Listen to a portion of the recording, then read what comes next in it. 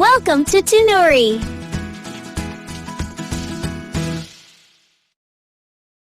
அன்னிக்கு நாள் ரொம்ப நல்லாவே இருந்துச்சு. ருக்மிணியும் தன்னோட சோலாபூரி கடைய நல்லபடியா நடத்தி வந்தாங்க. அந்த ஏரியால யாருமே சோலாபூரி வியாபாரம் பண்ணலங்கிறதால ருக்மிணியோட கடையில எப்பவுமே கூட்டம் இருக்கும். மக்கள் எல்லாரும் தேடி வந்து வாங்கி சாப்பிடுவாங்க. ஒரு நாள் கடையில, ருக்மிணி அக்கா, உங்க சோளாபூரி டேஸ்ட் வேற எதுலயுமே இல்ல அக்கா. ரொம்ப டேஸ்டா இருக்கு. எப்படி அக்கா இத கத்துக்கிட்டீங்க? புதுசாலாம் எந்த மசாலாவும் இல்லனே. எப்பவும் போல வீட்ல இருக்கிற மசாலா தான் போட்டு செய்றேன். நீங்க என்ன வேணாலும் சொல்லுங்கக்கா, ஆனா கண்டிப்பா உங்க கையில ஏதோ ஒரு மேஜிக் இருக்கு. அதனாலதான் இவ்வளவு டேஸ்டா இருக்கு. அப்படின்னு சொல்லிட்டு அங்கிருந்து கிளம்புனாரு. ருக்மிணியும் அன்னைக்கு வேலைய முடிச்சிட்டு வீட்டுக்கு வந்தாங்க. ராகவ், நீ எப்ப வந்த வீட்டுக்கு? என்ன இன்னைக்கு சீக்கிரமா வந்துட்ட போல? ஆமாமா, இன்னைக்கு கிளாஸ் சீக்கிரமா முடிஞ்சிடுச்சு. அதாம்மா வீட்டுக்கு சீக்கிரமா வந்துட்டேன். வீட்டுக்கு வந்து பார்த்தா வீடு கொஞ்சம் குப்பையா இருந்துச்சு. அதான் நீங்க வர்றதுக்குள்ள பெருக்கிடலான்னு பெருக்கிட்டு இருந்தம்மா. உனக்கு எதுக்குப்பா கஷ்டம்? நீ படிக்கிற வேலைய மட்டும் பாரு. அம்மா இதெல்லாம் பண்ணிருப்பனே. பரவாயில்லம்மா, எனக்காக நீங்க எவ்வளவோ கஷ்டப்படுறீங்க. உங்களுக்கு நான் என்னால முடிஞ்ச ஹெல்ப் பண்றேன். என் செல்ல பையனுக்கு இந்த வருஷத்தோட காலேஜ் முடிஞ்சிடும். அதுக்கப்புறம் நீ ஒரு நல்ல வேலைக்கு போயிட்டா எனக்கு அதுவுமே போதும்பா. கண்டிப்பாம்மா, உங்க ஆசைய நான் நிச்சயம் நிறைவேத்துவேன். அப்படின்னு ராகவ் சொன்னாரு. அன்னைக்கு நாளும் முடிஞ்சது. மறுநாள் காலையில ராகவ் வழக்கம் போல காலேஜ்க்கு கிளம்புனாரு. ருக்மிணியும் தன்னோட கடைக்கு கிளம்புனாங்க. டே ராகவ், இந்த வருஷத்தோட காலேஜ் முடியுதுடா. நெக்ஸ்ட் என்ன பண்றதுனே தெரியலடா. ஃபியூச்சரை நினைச்சாலே ரொம்ப பயமா இருக்கு மச்சி. டேய், எதுக்குடா பயப்படணும்? நம்ம நல்லா படிக்கிறோம். கண்டிப்பா நம்ம காலேஜ்ல வைக்கிற கேம்பஸ் இன்டர்வியூல செலக்ட் ஆகி ஒரு நல்ல கம்பெனில பிளேஸ்மெண்ட் ஆயிடலாம்டா. நீ எதுக்கும் டென்ஷன் ஆகாத. ஆமா, நீ எல்லாத்துலயும் ஃபர்ஸ்ட் வருவ. உனக்கு என்னப்பா, ஈஸியா கிடைச்சிடும். நாங்க அப்படியா? சரி விடுறா, உனக்கு என்ன ஹெல்ப் வேணாலும் என்கிட்ட கேளு. உனக்கு நான் ஹெல்ப் பண்றேன். டிடி மச்சி, ரியா வராடா.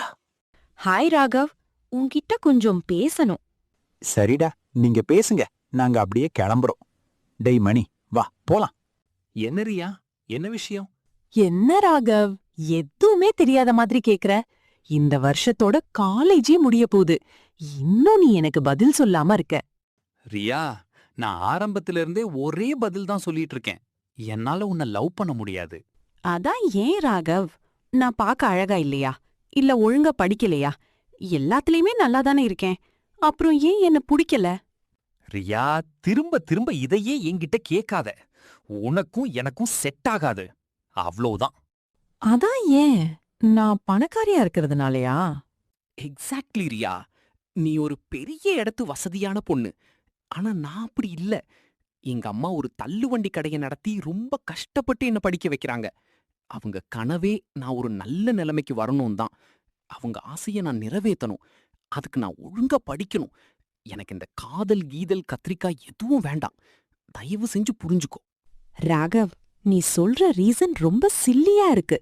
லவ் பண்ணா ஒழுங்கா படிக்க முடியாதுன்னா இந்த உலகத்துல யாருமே லவ் பண்ணிருக்க மாட்டாங்க. 2 வருஷமா உன் பின்னாடி சுத்துறேன். ஆனா நீ என்ன கண்டுக்க கூட மாட்டிக்கிற. பாக்கறேன் எத்தனை நாள் நீ இப்படியே இருக்கன்னு. கண்டிப்பா உன்னை நான் லவ் பண்ண வைக்கலனா என் பேரு ரியாவே இல்ல. பாய் அப்படின்னு சொல்லிட்டு ரியா அங்கிருந்து கிளம்புனா. பிறகு ராகவ் ஃப்ரெண்ட்ஸ் அங்க வந்தாங்க. டே ராகவ், ஏன்டா ரியாவை இப்படி பண்ற?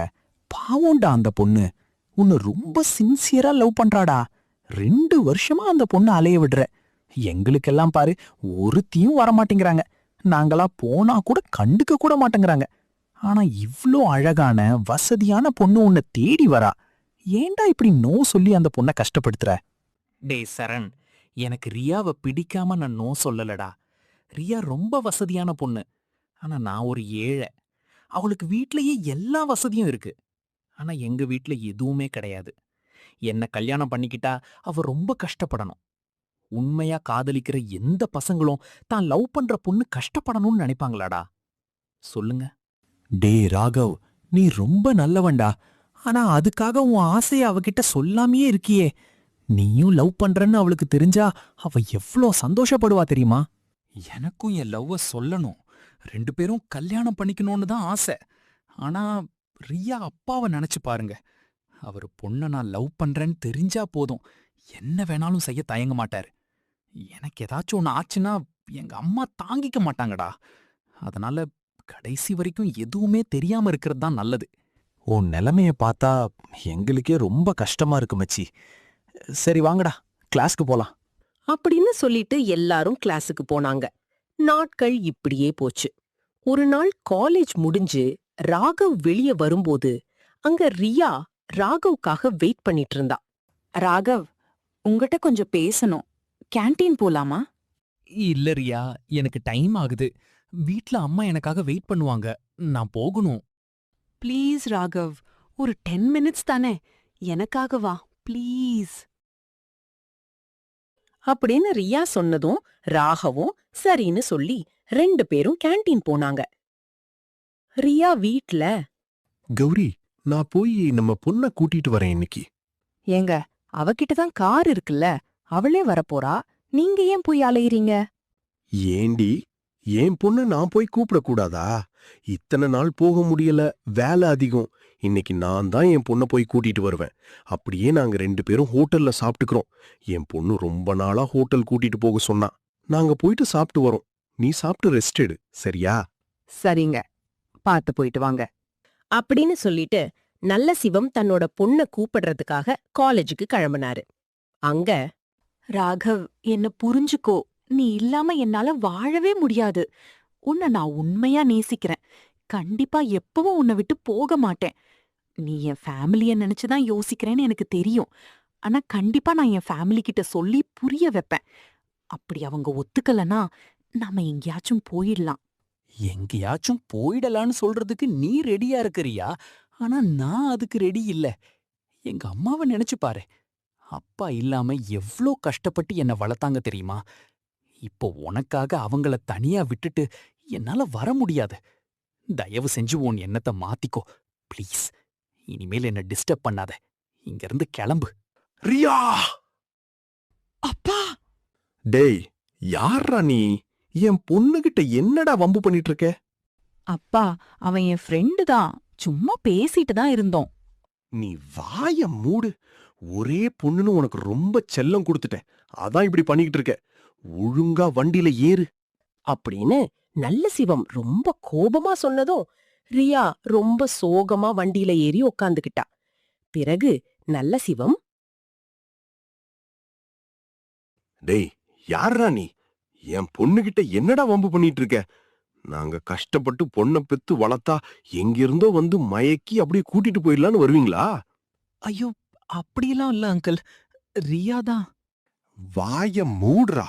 இன்னொரு தடவை உன்னை என் பொண்ணு கூட சேர்த்து வச்சு பார்த்தேன், தொலைச்சிடுவேன். காலேஜுக்கு வந்தா ஒழுங்கா படிக்கிற வேலைய பாரு. நல்ல வசதியான பொண்ணா இருந்தா அப்படியே மயக்கி கூட்டிட்டு போய் அவங்க அப்பா சொத்துல சொகுசா வாழலாம்னு வருவீங்களா? சொன்னது புரிஞ்சுதா? இன்னொரு தடவை நான் உன்னை என் பொண்ணோட பார்த்தேன், அதுக்கப்புறம் நீ இந்த காலேஜ்லயே இருக்க மாட்டேன். அப்படின்னு நல்ல சிவம் ராகவ மிரட்டிட்டு அங்கிருந்து கிளம்பினாரு. பிறகு, ராகவ், ஏன்பா ஒரு மாதிரி இருக்க? ஒன்னும் இல்லம்மா, எக்ஸாம் வரப்போதுல, அதான் கொஞ்சம் டென்ஷனா இருக்கு. அதெல்லாம் ரொம்ப யோசிக்காதப்பா. எப்படியும் என் மகன் எல்லாத்துலயும் ஃபர்ஸ்ட் வந்துடுவான். வேற ஏன் அதை நினைச்சு வருத்தப்படுற? போய் கை கால் கழுவிட்டு வா. அம்மா பஜ்ஜி சுட்டு வச்சிருக்கேன், சேர்ந்து சாப்பிடலாம். சரிங்கம்மா. நாட்கள் இப்படியே போச்சு. எக்ஸாம்ஸும் வர ஆரம்பிச்சது. ராகவ் ரியா அப்பா சொன்னதுல இருந்து அவள்கிட்ட பேசுறதையும் அவள பாக்குறதையும் கூட நிறுத்திக்கிட்டான். இது ரியாவுக்கு ரொம்ப கஷ்டமா இருந்துச்சு. ஒரு நாள் எக்ஸாம் முடிஞ்சு வெளிய வரும்போது, ராகவ், ப்ளீஸ், ஏன் இப்படி என்ன அவாய்ட் பண்ற? ப்ளீஸ் என்கிட்ட பேசு. Riya, could you please stop this nonsense? உனக்கு எத்தனை தடவை சொல்றது? உங்க அப்பா அன்னைக்கு என்ன மிரட்டிட்டு போறாரு. நீங்க ரொம்ப பணக்காரங்க, அதனால உங்களுக்கு எங்கள மாதிரி ஏழைங்களை கண்டாலே பிடிக்காது. அதனால தான் நான் விலகி போறேன். ஆனா நீ திரும்ப திரும்ப ஏன் இப்படி என்ன டார்ச்சர் பண்ற? டேய் மச்சான், ஏன்டா ரியாவை திட்டுற? அவங்க அப்பா சொன்னதுக்கு அவ என்னடா பண்ணுவா? வாய மூடுங்கடா. சப்போர்ட் பண்ணாதீங்க. ரியா, உங்க அப்பா கண்டிப்பா என்னை ஏத்துக்க மாட்டாரு. என்னால உன்னை லவ் பண்ணவும் முடியாது. தயவு செஞ்சு உங்க அப்பா பாக்குற பையனை கல்யாணம் பண்ணி லைஃப்ல செட்டில் ஆகுற வழிய பாரு. போதும் ராகவ், ஏன் இப்படி பயந்தாங்கோழியா இருக்க? உன் மனசாட்சிய தொட்டு சொல்லு, நீ என்ன காதலிக்கலன்னு. மனசுக்குள்ள என் மேல ஆசை வச்சிட்டு ஏன் இப்படி வெளியே எதுவுமே இல்லாத மாதிரி பேசுற? ஆனா ஒண்ணு மட்டும் சொல்றேன் ராகவ், எனக்கு கல்யாணம்னு ஒண்ணு நடந்தா அது உன் கூடதான். நான் கிளம்புறேன் அப்படின்னு சொல்லிட்டு ரியா அங்கிருந்து கிளம்பினா. ஆனா இவங்க பேசிட்டு இருந்தத ரியாவோட கார் டிரைவர் பாத்துட்டாரு. பிறகு ரியாவை வீட்ல விட்டுட்டு ரியாவோட அப்பா நல்லசிவம் கிட்ட நடந்ததையெல்லாம் சொல்லிட்டாரு. நல்லசிவத்துக்கு பயங்கர கோபம் வந்துச்சு. உடனே அவரு ராகவ் வீட்டுக்கு கிளம்பினாரு. அங்க அம்மா அம்மா, வீட்ல யாராச்சும் இருக்கீங்களா? யாரு நீங்க? உங்களுக்கு என்ன வேணும்? ருக்மிணிங்கிறது நீங்களா? ஆமாங்க, நான் தான். ஏன், என்னாச்சு? இவரு RP groups owner mister Nallasivam உங்ககிட்ட கொஞ்சம் பேசணும்னு வந்திருக்காரு. அப்படிங்களா? உள்ள வாங்க. உங்க பையன்தான் ராகவா? ஆமாங்கய்யா, என் பையன்தான். ஏன், என்னாச்சய்யா? நான் நேரா விஷயத்துக்கு வரேன். உங்க பையன் கொஞ்ச நாளா என் பொண்ணு பின்னாடி சுத்திக்கிட்டு இருக்கான். அது எனக்கு சுத்தமா பிடிக்கல. ஏற்கனவே காலேஜ்லயே ஒரு தடவை கூப்பிட்டு வார்னிங் கொடுத்தேன். ஆனாலும் அவன் திரும்ப திரும்ப என் பொண்ணு கூட பேசிட்டு இருக்கான். அதனாலதான் உங்ககிட்டயே இத பத்தி பேசிடலான்னு வந்திருக்கேன். ஐயா, என் பையன் அப்படி கிடையாது. அவன் ரொம்ப நல்ல பையன். நீங்க வேற யாரையும் நினைச்சு பேசுறீங்கன்னு நினைக்கிறேன். இங்க பாருங்கம்மா, சும்மா இங்க வந்து பேசுறதுக்கு நான் ஒன்னும் முட்டாள் இல்ல. என்ன தகுதி இருக்கு உங்க பையனுக்கு என் பொண்ணுகிட்ட பேச? உங்க ஸ்டேட்டஸ் என்ன, எங்க ஸ்டேட்? இப்படி ஒரு வீட்ல இருந்துகிட்டு உங்க பையனுக்கு என் பொண்ணு கேக்குதா? நான் என் பொண்ண ரொம்ப செல்லமா வளர்த்துட்டேன். அவ ஆசைப்பட்ட எதுக்கும் நான் இதுவரைக்கும் இல்லைன்னு சொன்னதில்ல. அவளை மயக்கி உங்க பையன் ஏமாத்த பாக்குறான். என் பொண்ணோட ரூம் சைஸ் கூட இந்த வீடு கிடையாது. உங்களுக்கு என்ன தகுதி இருக்கு எங்க கிட்ட சம்பந்தம் வச்சுக்க? ஒழுங்கா உங்க பையனை அவளை விட்டு விலக சொல்லிடுங்க. இது உங்களுக்கு லாஸ்ட் வார்னிங். இதுக்கப்புறம் உங்க பையனை என் பொண்ணோட பார்த்தேன், அதோட நீங்க அவனை பார்க்கவே முடியாது. அத சொல்லிட்டு போகலாம் தான் வந்தேன். நான் வரேன் அப்படின்னு சொல்லிட்டு நல்லசிவம் அங்கிருந்து கிளம்பினாரு. பிறகு ரொம்ப நேரம் கழிச்சு ராகவ் வீட்டுக்கு வந்தான். என்னம்மா, இன்னைக்கு வேலை எப்படி போச்சு? ராகவ், நான் உன்கிட்ட ஒன்னு கேட்கணும். கேளுங்கம்மா. ஏன் ஒரு மாதிரி இருக்கீங்க? காலேஜ்ல ரியா அப்படின்னு ஏதாச்சும் ஒரு பொண்ணோட உனக்கு ஏதாவது பழக்கம் இருக்கா? அம்மா, அது வந்து ராகவ், கொஞ்ச நேரத்துக்கு முன்னாடிதான் ரியா அப்பா வந்தாரு. எல்லாத்தையும் சொல்லிட்டாரு. எனக்கு உன் மேல எந்த கோவமும் இல்லப்பா. இந்த வயசுல எல்லாருக்கும் வர்ற ஃபீலிங்ஸ் தான். ஆனா ராகவ், நம்ம நிலைமைய கொஞ்சம் நினைச்சு பாரு. உனக்கு அந்த காலேஜ்ல சீட்டு வாங்குறதுக்கே நாம அவ்ளோ கஷ்டப்பட்டோம். உனக்கு ஃபீஸ் கட்டுறதுக்காக அம்மா தினமும் அவ்ளோ கஷ்டப்படுறேன். இதெல்லாம் நான் சொல்லணும்னு இல்ல, உனக்கே தெரியும். நமக்கு எதுக்குப்பா இந்த காதல்லாம்? அதுவும் இல்லாம அவங்க ரொம்ப வசதியானவங்கப்பா. நம்ம அடுத்த வேளை சாப்பாட்டுக்கே கஷ்டப்படுறோம். நம்ம குடும்பத்துக்கும் அவங்களுக்கும் ஏணி வச்சா கூட எட்டாது. என் பையன் எந்த தப்பும் பண்ண மாட்டான்னு எனக்கு நம்பிக்கை இருக்கு. அப்படி ஏதாச்சும் உன் மனசுல ஆசை இருந்தா அதை தூக்கி போட்டுடுப்பா. அம்மா, என்ன மன்னிச்சிடுங்கம்மா. நான் வேண்டான்னு சொல்லியும் அவதாம்மா என் பின்னாடியே சுத்துறா. ஆனா அவங்க அப்பா நான் தான் காரணம்னு நினைக்கிறாரு. இனிமேல் அவன் முகத்துல கூட முழிக்க மாட்டேம்மா. நாளையோட எக்ஸாம்ஸ் முடிஞ்சிடும். இதுக்கப்புறம் அவளை பார்க்கவும் மாட்டேன். அவங்களால எந்த தொல்லையும் நமக்கு வராதுமா. அப்படின்னு சொல்லிட்டு ராகவ் ரொம்ப வருத்தமா அங்கிருந்து கிளம்பினான். அடுத்த நாள் எக்ஸாம்ஸ் முடிஞ்சதும் ராகவ் சீக்கிரமா அந்த இடத்த விட்டு போயிட்டான். ரியா காலேஜ் முழுக்க ராகவ தேடினா. ஆனா அவன் அங்க இல்ல. கடைசி நாள்ல கூட ஒரு பாய் சொல்லாம போயிட்டானேன்னு ரொம்ப வருத்தத்தோட அவ வீட்டுக்கு போனான். பிறகு ரொம்ப நாளா ரியா ராகவ் கிட்ட பேசணும்னு தொடர்ந்து கால் பண்ணிக்கிட்டே இருந்தா. ஆனா ராகவ் அந்த காலை எடுக்கவே இல்ல. இதனால ரியா ரொம்ப அழுது மனசு உடைஞ்சு போனான். சில மாதங்களுக்கு பிறகு ராகவுக்கு ஒரு கால் வந்தது. Hello? Hello, am I speaking to Raghav? Yes, sir. This is Raghav. Hi, Raghav. We are calling from RS Technologies regarding your campus interview. Congratulations, you are selected. Oh, thank you so much, sir. What is my role? You are selected as an associate software engineer. Your location is Bangalore. Your joining date is the 1st of next month, and your salary package will be 6 lakhs per annum. That is amazing news, sir. Thank you so much. Welcome to the team, Raghav. We will send your offer letter by email today. All the best. Thank you so much sir.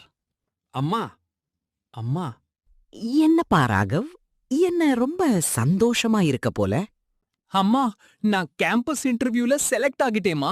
Software engineer ரோலுக்கு வேலை கிடைச்சிருச்சு. மாசம் 50,000 ரூபாய் சம்பளம். அப்படியா? ரொம்ப சந்தோஷம்பா. நம்ம இத்தனை நாள் பட்ட கஷ்டத்துக்கு ஒரு வழி கிடைச்சிருச்சு. என் பையனை நினைச்சா எனக்கு ரொம்ப பெருமையா இருக்குப்பா. எல்லாமே உங்க ஆசீர்வாதம் தாமா. வேலை பெங்களூர்லமா. நாம இந்த மந்த் எண்ட்ல கிளம்பிடலாம். அங்கேயே ஒரு வீடு பார்த்து செட்டில் ஆயிடலாமா. சரிப்பா, நாளைக்கு கோவிலுக்கு போயிட்டு வந்துடலாம்.